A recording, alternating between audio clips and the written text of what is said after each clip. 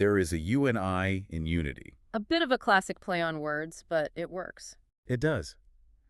And then they immediately invoke Bob Marley. That's what Bob Marley was teaching me. I love that reference. It just places the song in this long lineage of protest music. It's like they're saying, we're picking up the torch now. And they're going to need that torch because the next section, what I call the numbers game, is where they drop the heaviest information. This is where the track stops feeling like music and starts feeling like an economics lecture. Oh man, this part, the whole flow changes. The artist just starts counting 1, 2, 3, 4. And with every count, they drop a statistic or a question that just hits you like a brick. It's a really effective device. It's like a ticking clock or a march. It forces you to listen to the data. Let's just take the first set, 1 through 4. How come we can't feed the poor, but we always have the money to afford another war? It's one of the oldest contradictions there is. But framing it like that so simply, it just highlights how absurd it is. It reframes poverty not as a lack of resources, but as a lack of priority. The money is there. Right. It's just being spent on conflict instead of people. And then we get to 5, 6, 7, 8. We're back to the justice system. Who do they incarcerate? Kids are stuck up in a cage. That connects to the immigration theme from earlier, but then it broadens out to the entire prison industrial complex. And this is where the song gets really specific with its data. Let's run the numbers. The lyrics claim the prison population is more than 2 million. Which is, I mean, that's accurate for the U.S. It is. Yeah. But the song really hammers the cost. It says the government is spending at least $182 billion on imprisonment. 182 billion. That is just a staggering number. And the kicker is when they remind you where that money comes from. The revenues are actually coming from the taxes that the citizens are giving them. And that's such a crucial point in their argument. They're telling you, the listener, that you're not a bystander. You are funding this. Your tax dollars are building these cages. So you're implicated in the whole cycle, which makes that call to stand up feel so much more urgent. You're paying for the handcuffs. Exactly. But this is where it gets really interesting and maybe a little more controversial. The count goes to 9, 10, 11, 12. And suddenly, we're not talking about prisons. We're talking about pills. This section is really complex. It draws a direct line between the Reagan era and the modern pharmaceutical industry. It's a heavy accusation. The lyrics say, when Reagan was who made them cook the crack that they sell. Yeah. Which is, a reference to long-standing theories about the CIA, the Contras, and the crack epidemic in the 80s. Yeah. Whether you subscribe to that history or not, the artist is using it to connect to the present day. They argue that the new version of that control is pharmaceutical. They mention Ritalin by name.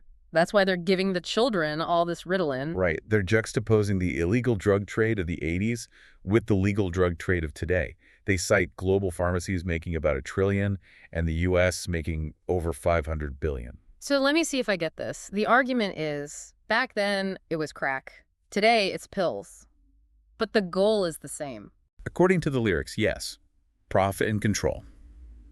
The song links the kids in cages, which is physical restraint, with the kids on Ritalin, which is chemical restraint. It sees both as methods of control from the same system. And then there's that line that just stops you cold. They want us all to kill ourselves. It's hyperbole, of course, but it expresses this feeling of being under siege. I mean, think about the picture the song is painted.